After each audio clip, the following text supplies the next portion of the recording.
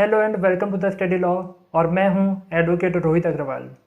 हमने पिछले video session में सेक्शन 24 से लेकर के सेक्शन 25A तक कवर किया था और आज हम इस वीडियो सेशन में चैप्टर 1 और चैप्टर 2 से जो इम्पोर्टेंट क्वेश्चंस हैं जो हर साल एग्जामिनेशन में पूछे जाते हैं उन क्वेश्चंस को आज हम यहाँ पर डिस्कस करने वाले हैं। हर साल सिविल जज के एग्जामिनेशन में चैप्टर 1 और चैप्टर 2 से एटलीस्ट एक क्वेश्चन तो ऐसा होता है जो एग्ज़ाम में पूछा जाता है। तो आज का ये जो सेशन है ये आप लोग के लिए बहुत इम्पॉर्टेंट होने वाला है, इसलिए इस सेशन को पूरा देखे बिना आप लोग मत जाइएगा। लेकिन इससे पहले कि मैं ये वीडियो सेशन स्टार्ट करूं, मैं आपको बताना चाहता हूं अब आप सिविल जज की तैयारी घर बैठे कर सकते हैं, वो भी बिल्कुल फ्री में। बस आपको करना इतना है कि आपको इस चैनल को सब्सक्राइब करना है और बेल आइकन में क्लिक करना है ताकि आप मेरे हर आने वाले वीडियोस की नोटिफिकेशन सबसे पहले पा सकें। ये जो क्वेश्चंस हैं ये MCQ बेस्ड क्वेश्चंस हैं, इसलिए हर क्वेश्चन का आंसर करने के लिए आप लोग को 30 सेकंड्स का एक टाइम सेट करके दिया जाएगा। आप लोग अगर चाहें तो वीडियो को बीच में पॉज करके भी नीचे कमेंट बॉक्स में इसका आंसर कर सकते हैं। मेरी आप लोग से एक रिक्वेस्ट है कि जो लोग भी नीचे कमेंट बॉक्स में आंसर कर रहे हैं वो क्वेश्चन नंबर डाल करके अपने आंसर्स को लिखेंगे ताकि मुझे पढ़ने में आसानी हो। मेरी दूसरी रिक्वेस्ट ये है कि जो लोग भी इस चैनल पर रेगुलरली आकर के वीडियोस को देखते हैं वो लोग बिना किताब को खोले आंसर्स देंगे। तो चलिए स्टार्ट करते हैं आज का session. Question number 1, warrant case means a case option A in which a police officer cannot arrest without warrant.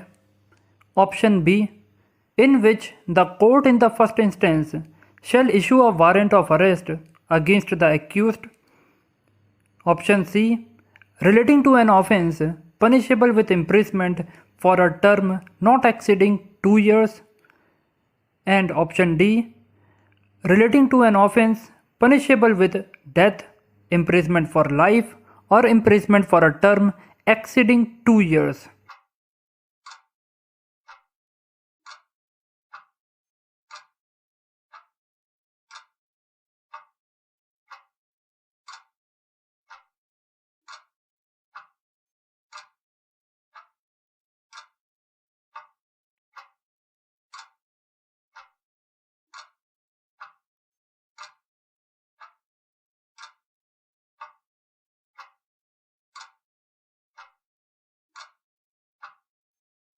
Question number 2. No person shall be appointed as a public prosecutor for the district unless his name appears in the panel of names prepared by option A, Sessions Judge, option B, High Court, option C, District Magistrate, option D, Superintendent of Police.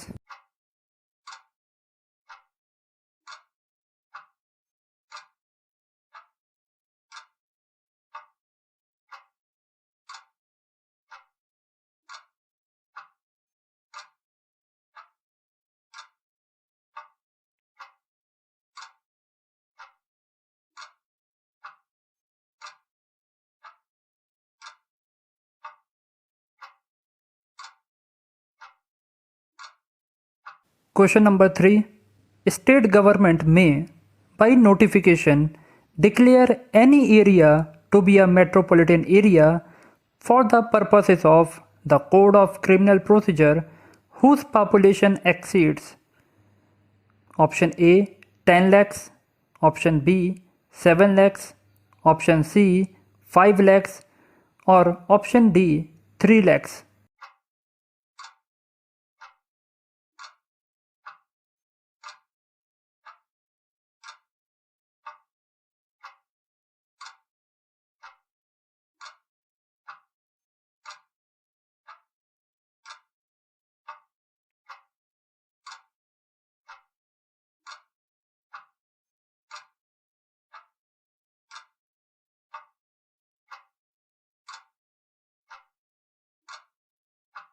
Question number 4. A person shall be eligible to be appointed as an additional public prosecutor only if he has been in practice as an advocate for not less than option A 5 years, option B 6 years, option C 7 years, and option D 3 years.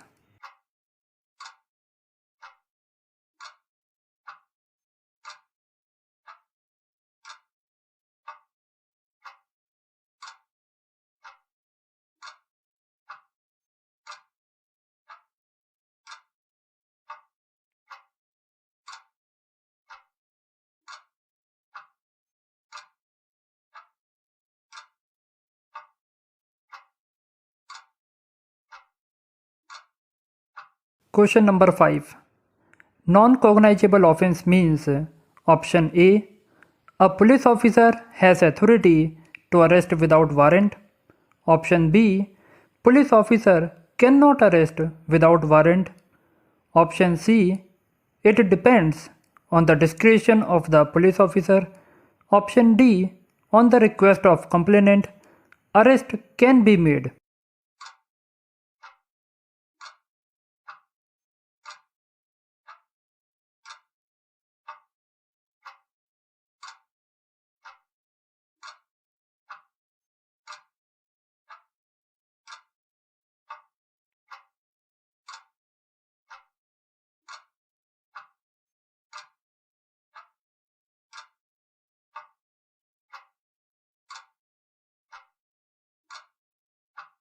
Question number 6.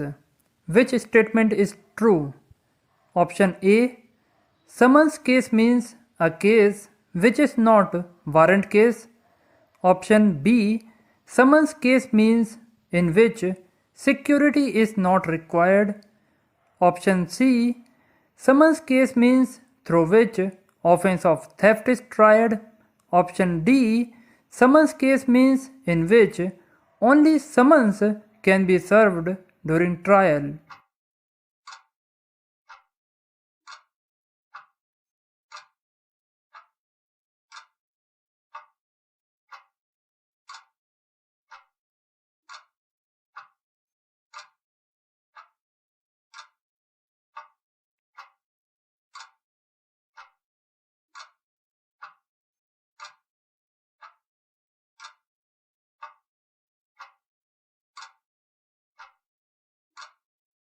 Question number 7. What offenses is bailable? Option A. Mentioned as bailable offense in Schedule 1 of CRPC. Option B. All cases of summons trial. Option C. All non-cognizable offenses. Option D. All cases which are not triable by session.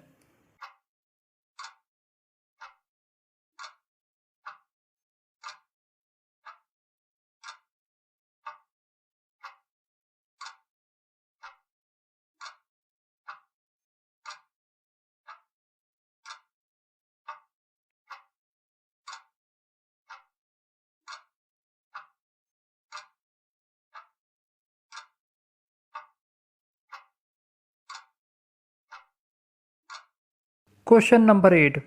Section 6 of CRPC provides option A. Territorial jurisdiction. Option B. Classes of criminal courts. Option C. Jurisdiction of criminal courts. Option D. Power of magistrate.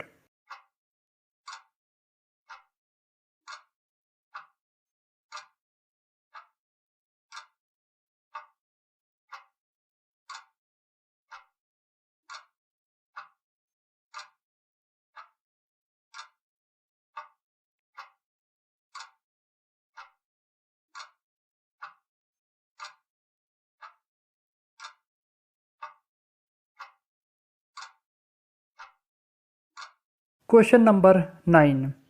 Judges in Court of Session are appointed by option A. District Judge. Option B.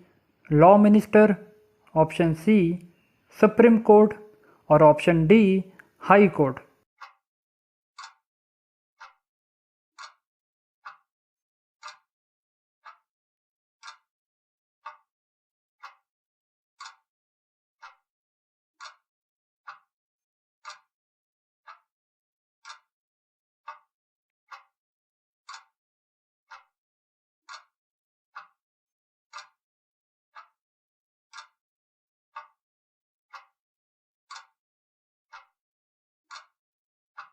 Question number 10.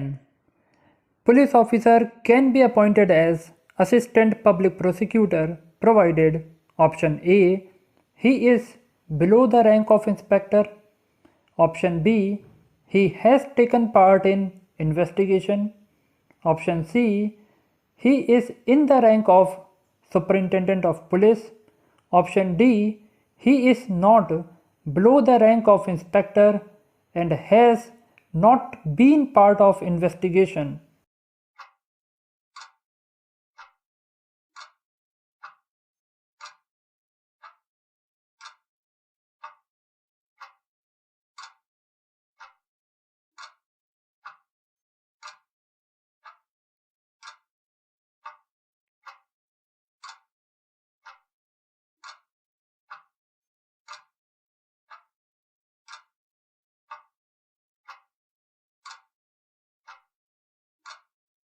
अब मैं आप लोगों को ये सारे questions का answer बताने जा रहा हूँ। क्वेश्चन 1 का करेक्ट आंसर है option D, relating to an offence punishable with death, imprisonment for life और imprisonment for a term exceeding 2 years। कहाँ दिया हुआ है ये प्रोविज़न आपका? ये प्रोविज़न दिया हुआ है सेक्शन 2 के क्लॉज एक्स में, जहाँ लिखा है warrant case means a case relating to an offense punishable with death, imprisonment for life or imprisonment for a term exceeding 2 years। Warrant मामला से ऐसा मामला विपरीत है जो मृत्यु, आजीवन कारावास या 2 वर्ष से अधिक की अवधि के कारावास से दंडनीय किसी अपराध से संबंधित है। क्वेश्चन नंबर 2 का करेक्ट आंसर है ऑप्शन सी, डिस्ट्रिक्ट मजिस्ट्रेट। कहाँ दिया हुआ ये आपका प्रोविज़न? ये दिया हुआ है सेक्शन 24 के सब सेक्शन 5 में। No person shall be appointed by the state government as the public prosecutor और additional public prosecutor for the district unless his name appears in the panel of names prepared by the district magistrate under sub section 4। कोई व्यक्ति राज्य सरकार द्वारा उस जिले के लिए लोक अभियोजक या अपर लोक अभियोजक नियुक्त नहीं किया जाएगा जब तक कि उसका नाम उपधारा 4 के अधीन जिला मजिस्ट्रेट द्वारा तैयार किए गए नामों के पैनल में ना हो। क्वेश्चन नंबर 3 का करेक्ट आंसर है ऑप्शन ए, 10 lakhs। कहाँ दिया हुआ ये प्रोविज़न? ये दिया हुआ है सेक्शन 8 के सब सेक्शन 1 में।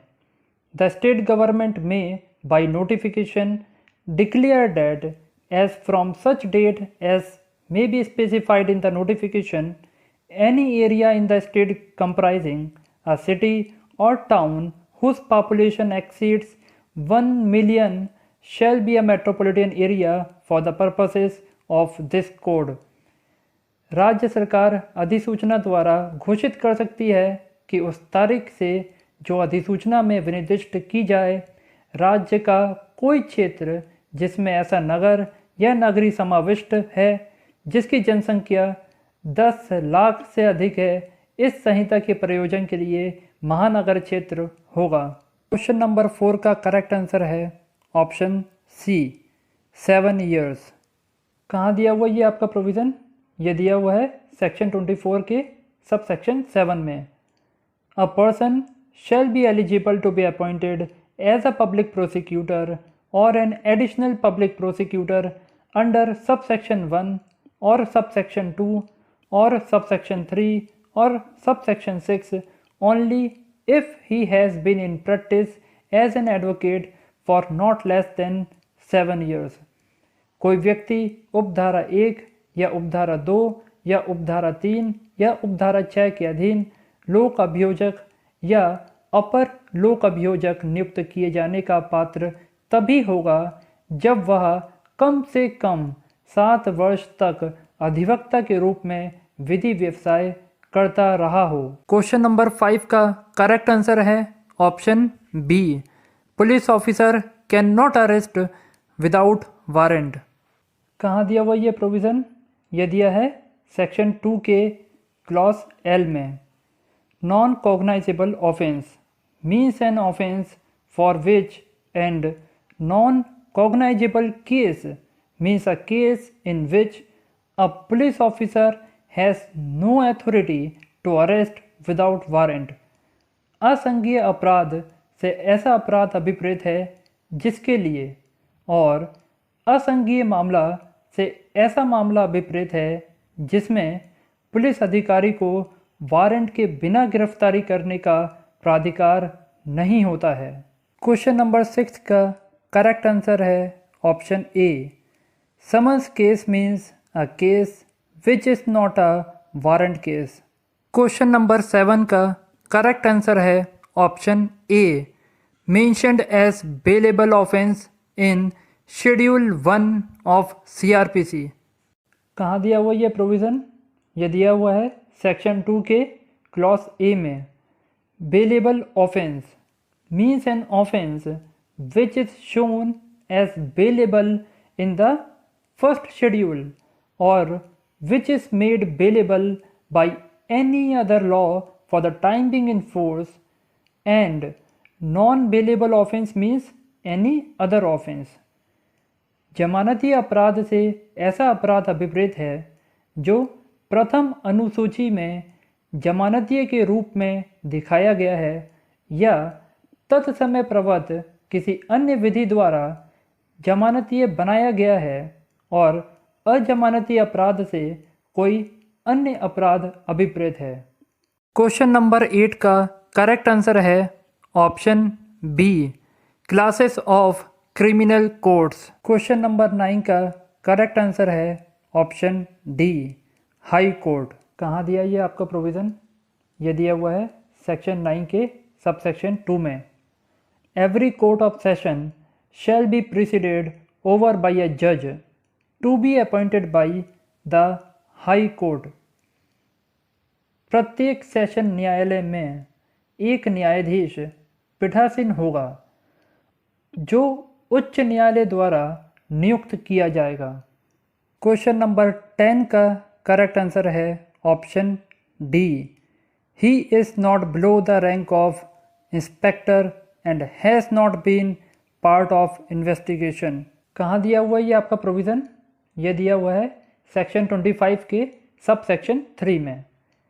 Where no assistant public prosecutor is available for the purposes of any particular case, the district magistrate may appoint any other person to be the assistant public prosecutor in charge of that case, provided that a police officer shall not be so appointed, clause A, if he has taken any part in the investigation into the offense with respect to which the accused is being prosecuted, or B, if he is below the rank of inspector।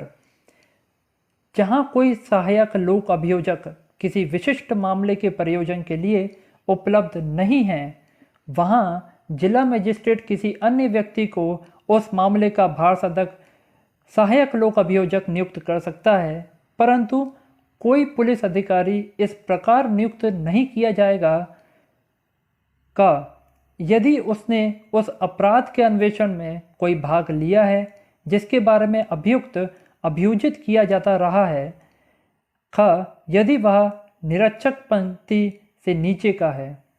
So this is the end of the video. उम्मीद करता हूँ कि आप लोग को बहुत कुछ जानने को मिला होगा। अगर आप लोग के इस वीडियो से रिलेटेड कोई भी सजेशंस या क्वेश्चंस हैं तो आप लोग मुझे नीचे कमेंट बॉक्स में लिख करके बता सकते हैं। मैं कोशिश करूँगा कि मैं आप लोग के सारे क्वेश्चंस का आंसर कर सकूँ। तो चलिए मिलते हैं जल्दी अगले वीडियो में।